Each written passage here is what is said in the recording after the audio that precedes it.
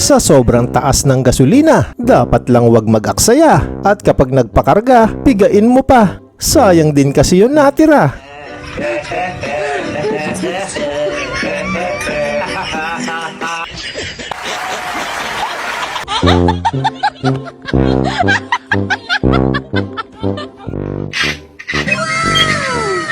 Ang galing! Ang galing!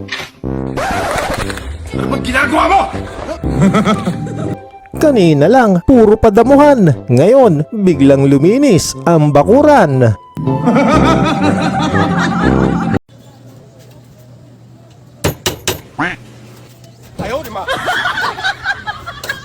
Iyon bang pinagtitripan ka ng sarili mo?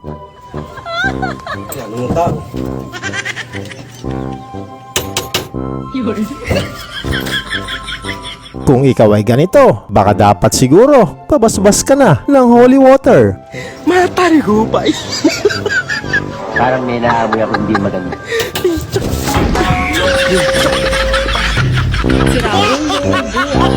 Kung wala ka ba? Wala akong problema.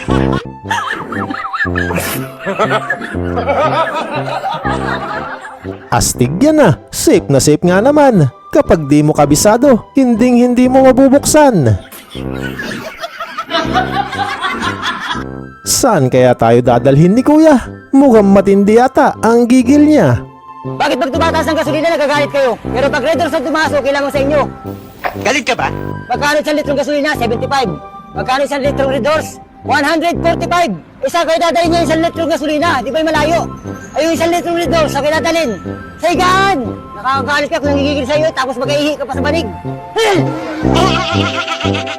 Hanap mo ba'y pampagood vibes? Tara na at dito ka tumambay. Pakihampas na lang ang subscribe, bell icon at ang like para lagi ka nang nakasubaybay. Sa DJ Sparrow Show, hindi ka malulumbay. Kuya, by the baklaran. Isa lang po, baklaran. Kuya, isang baklarin. Baklarin. Hindi pala siya nag-iisa. Baka pati si kuya, bakla rin. Yun bang tapos ka na sa trabaho pero hindi pa uwian, kaya palipas oras ka na lang. Makikita mo sa imagine mo, success ka eh. Bigla kang sumakses eh. Pero step by step pala. Pero yung na-imagine mo, big. At yun bang handang-handa na sila at ready na. Kaso nga lang, kinancel bigla. Announcement 1. Kanang cancel daw ang Not good. Ayaw, di ba?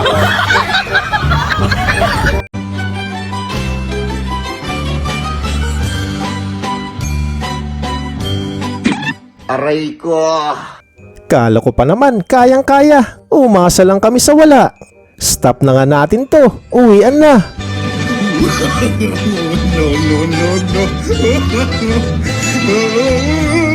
Sa puno ng mangga at sa puno ng gumame. Asang-asa pa kayo na may mahuhuli ha. Nagkakamali kayo. Wais na kaya sila.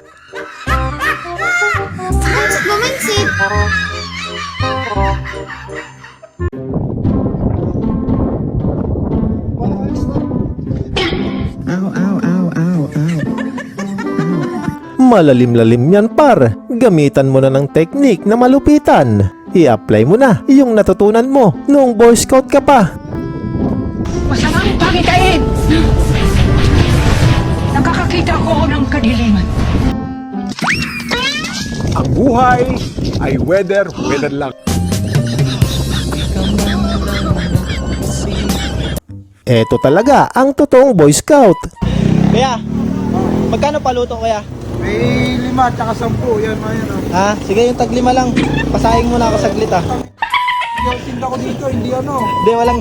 Pasahing lang, pakaluto. Tanggalin mo na lang. Kita nyo na, nagamit ang natutunan. Natutunang kabalbalan. Ano, pag gumulo lang, bantayan mo lang. Walang gas sa bahay eh. Balikan ka na.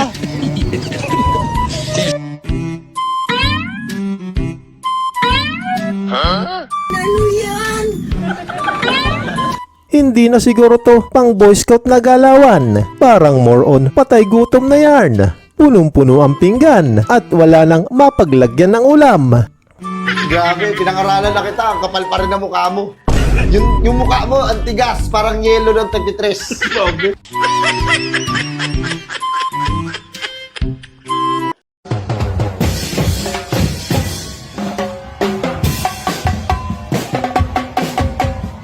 Ayan, at nagkahamunan na. Eto na, at nag-showdown na sila. Kayo na mag-judge kung sino ang bida sa kanila.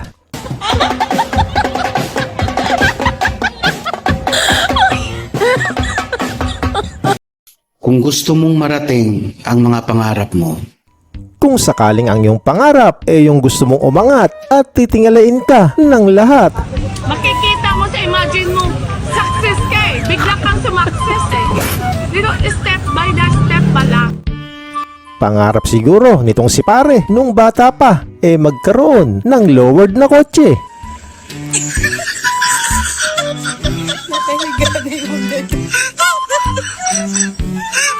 Mugon nga ni.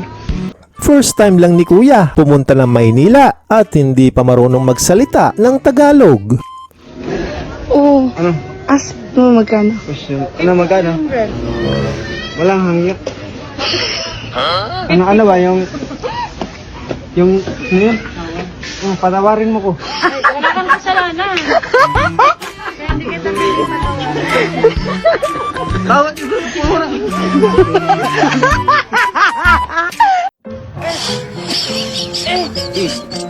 First time lang din yata ni Ganda o sadya lang malabo ang mata.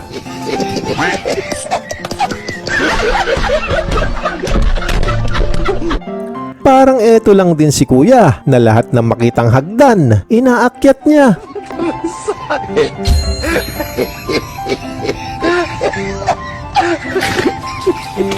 First time lang siguro nito sumakay sa escalator.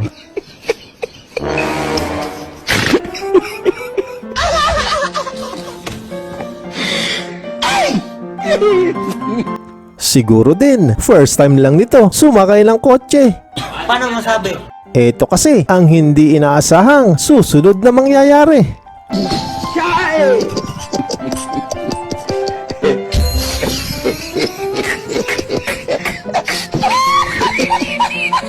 Ay, tanga mo! Bahala ka sa buhay mo.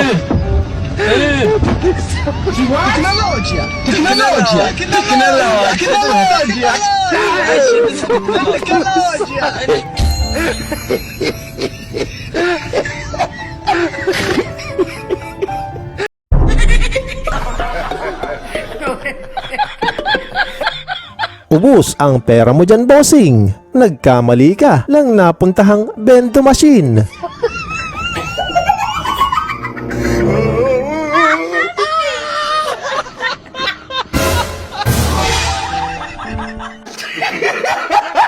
Hindi ko din alam kung tama o mali. Parang pwede din kasi ang sagot nila ate. So, kung ang English ng kabayo ay horse at ang pusa naman ay cat, ano naman ang sagot? Answer. Answer.